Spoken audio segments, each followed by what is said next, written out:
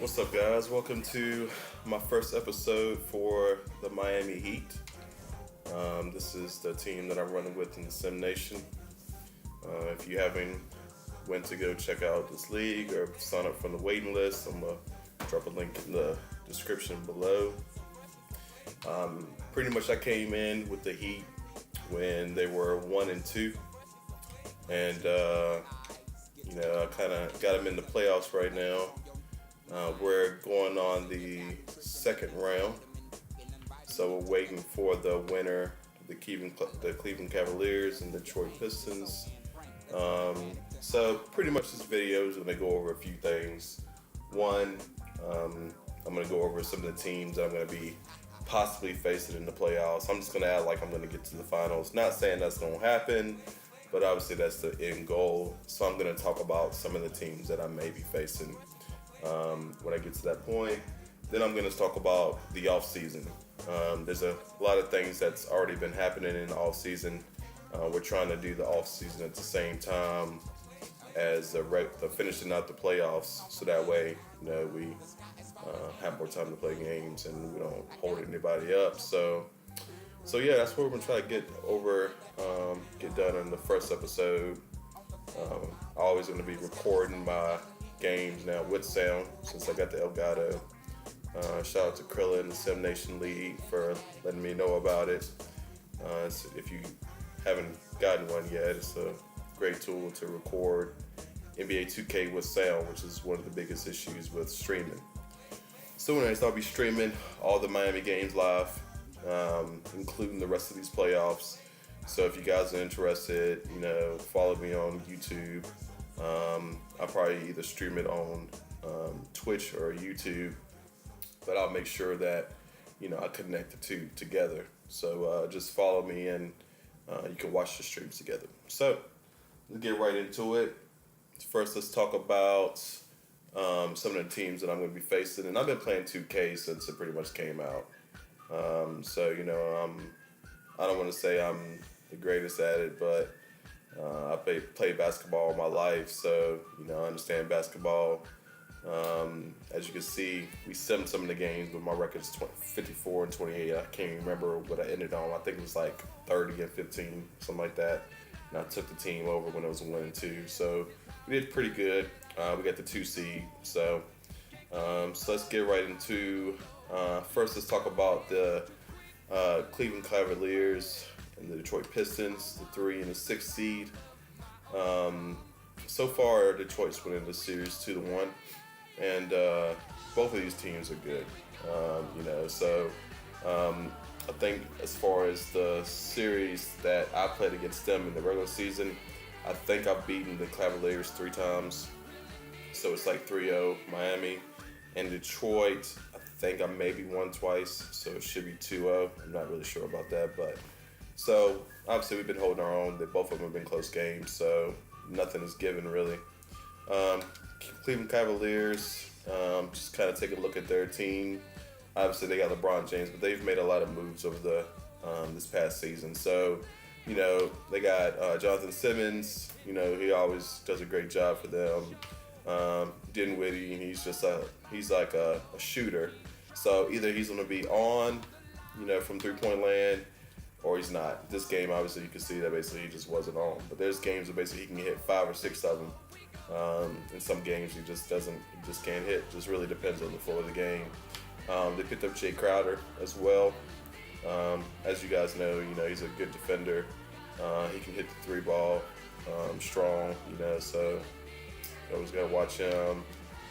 Piece of chick. I don't know if that's how you pronounce your real name, but obviously, he's can spread it out. Got 3-point ball. I think he's kind of a little bit soft in the paint though, so that's where we can take advantage. Suzik, he's just a stable role player. Fry, D Wade, Green, Shumpert, and they picked up Payton and Muday. I guess that's how you say his name. Payton doesn't get a ton of playing time just because he don't really have a 3 ball, but Muday basically he's a good player as well. So So yeah, obviously, basically the biggest person to stop on the Cavaliers is LeBron James. I mean, if you can basically hold him to at least maybe 20, 25 points, then you have a chance. So you don't want him scoring 41 points and then somebody else or three to four other people getting 10 plus points. You're just not going to win like that. As you can see, even in this game, LeBron went for 41. Dinwiddie, he didn't even really do good. And everybody else was held under 10 points. And Detroit won by 3 points. So you have to basically stop on LeBron James. Matter of fact, let me get to my team. Let me see if I can get to my team. So on my team, basically, obviously, I got Whiteside. Whiteside's always been a beast this year for me. Pretty much does the rebounds, blocks, points. He gives me everything that I need. Waiters, he's just like a great ISO scorer. He has a really nice 3 ball, and he can take it to the rack too. So he's been good for me. Dragic, just great all-around point guard. This game, he didn't have a good game, but he's been really consistent. Josh Richardson, I think he's basically underrated in this game. I really like him. Tyler Johnson, he's kind of a, do it all. He's really a shooting guard, but he plays a lot of point. Diallo, I picked up in a trade for Winslow. I traded Winslow for Diallo and Tony Allen. I'm probably going to be pulling out Tony Allen deeper in the playoffs if I get there to stop some of the defenders, some of the wing defenders. I haven't used them right now. I'm kind of just reserving them right now, but hopefully they'll leash them maybe in the next series. Josh Johnson, sometimes he's inconsistent. Sometimes he'll get 17, 18 points. Sometimes he'll get 5 points, just like in this game. His shot is kind of delayed, so he's just struggle to kind of deal with, but just got to keep with him. Wayne Ellington, he usually does much better. I mean, he has a 3-point ball like crazy. Sometimes I hit 5 threes with him, so I really like him. He's going to be a free agent this year, so I don't know what I'm going to do for him, but we'll talk about that in a second. Kelly Olynyk, again, kind of like inconsistent. Sometimes basically he hits everything, sometimes he just doesn't hit anything. So, and then Bam, I really like Bam. Bam's a good backup to Whiteside. I've been running him at the power forward position as well, so he does a great job at defense and rebounding as well. So even though he doesn't score a lot, he's just an overall good defender and a good rebounder, and that's what we need. So anyways, back to it. So like I said, the Cavaliers, they're going to be tough. Detroit is going to be ultra tough just because Drummond is just a beast. Right here you can see 30 rebounds. That's crazy. And 3 blocks. That's just insane. So Whiteside and Drummond, man, they're going to be battling if Detroit comes out of this series. Reggie Jackson, just a great all-around point guard. Pretty much can do it all. He didn't have a good 3-point game this game, but again, he does everything else. Tobias Harris, and then again, just a great all-around defender as well as a 3-point shooter. Just tall. Avery Bradley, the Pistons user, does a great job with Bradley. Sometimes Bradley can drop 30 points on you and just hit everything. So really got to watch out with him. That's why I may bring out Tony Allen for Bradley, but not sure yet. Galloway, again, great role player. Gets a lot of buckets for them. Stanley Johnson, just a great all-around defender. Can put some points to the board as well. Lure doesn't do a lot, but you got to watch out for his 3-point shot. Rondo, we all know Rondo. Marjanovic, Vic, I guess that's how you pronounce his name. Just a complete beast on the rebounding.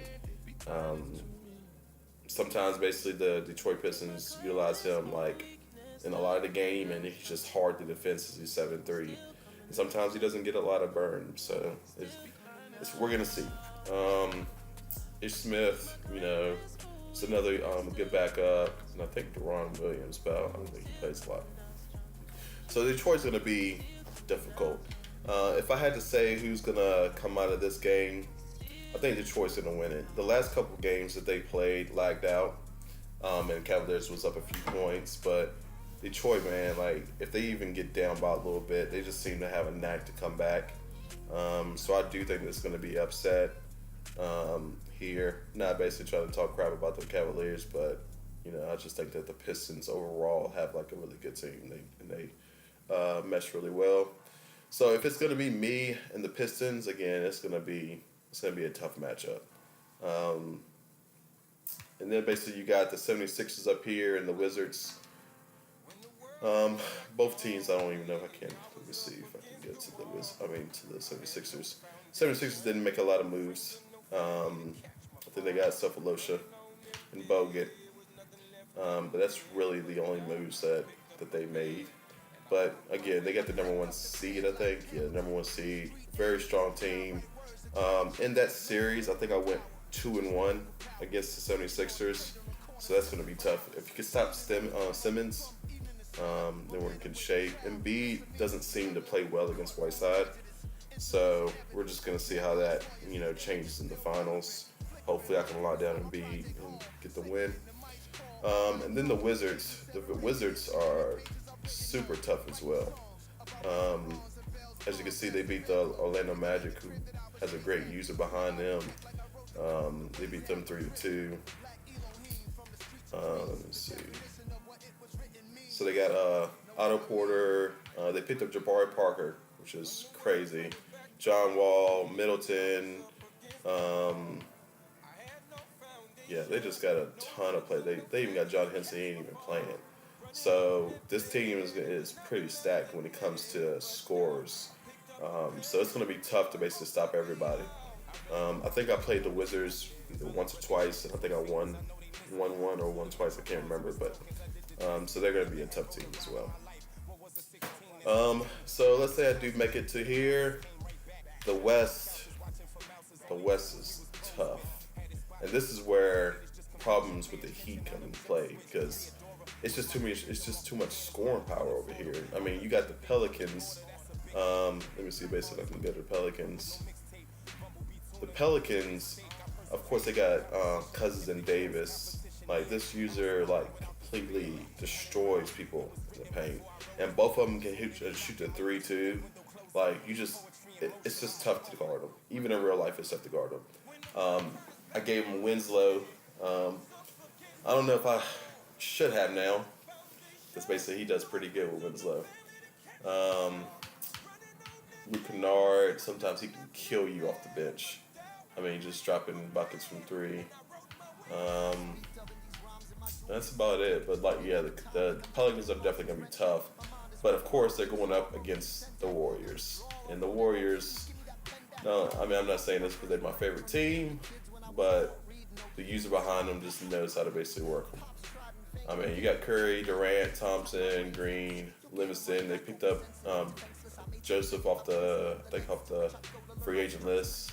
Nick Young, Jordan Bell. They traded to get Young. They traded Iguodala, and it seems to be like a really good pickup for them. And they did that to shed some cap to sign Durant.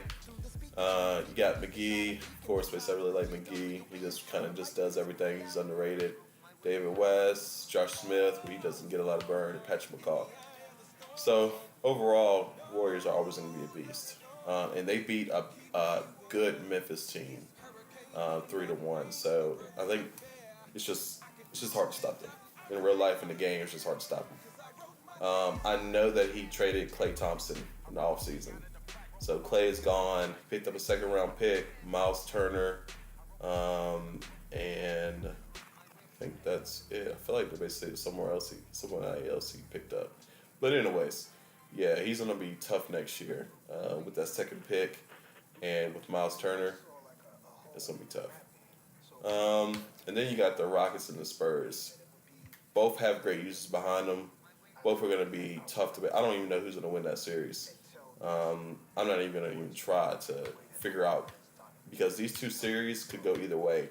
Either the Pelicans win, the Warriors win, or the Rockets going to win, and the Spurs going to win. It can really go either way. And I think both of them are going to get 5 games.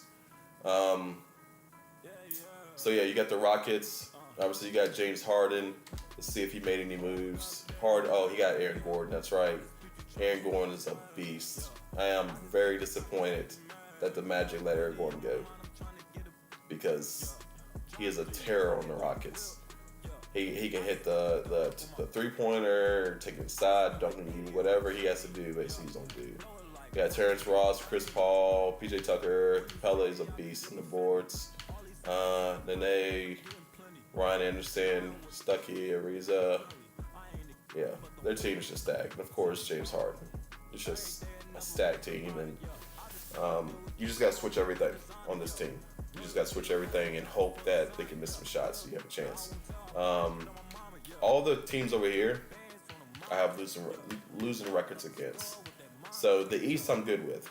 You know, the West is going to be a tough. So I'm going to have to play a perfect game if I want to basically even like if I do make it over here and make it to the finals, perfect game is going to be needed to beat these West Coast teams. All right, so let's talk about the off season. So let me go over here to my roster. I feel like I just passed it already.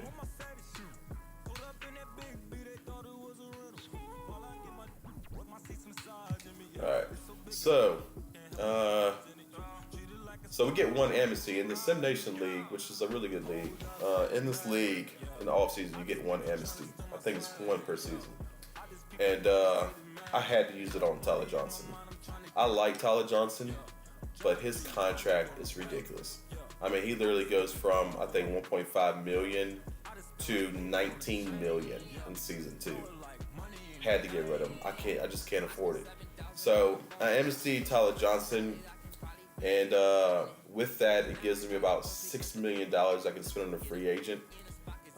So as far as the free agent concerned, the ones that I'm losing, as far as free agents, they're going to be free agents, are only a few. Tony Allen's going to be a free agent. That's fine if I don't pick him up because I really just got him for the playoffs. And I really just got, in that trade, I was looking more at Diallo for a backup center position. He plays very well for the center position. He also play power forward, but definitely plays very well, and he's young. We also could do camps in the off season, so I'm probably going to put him in a potential camp because his potential is a C+. So he's probably going to get to, can't remember now. I think it's right here. But anyways, he's probably going to get to like maybe a 70-something or something like that. But I really like him, so I'm going to keep working with him. Put him in the camp, which will improve his potential and just see where he can go from there. But great rebounder, great insider. Just pretty much can just pick up the role when the white side comes out. So anyways, yeah, Tony Allen's gone.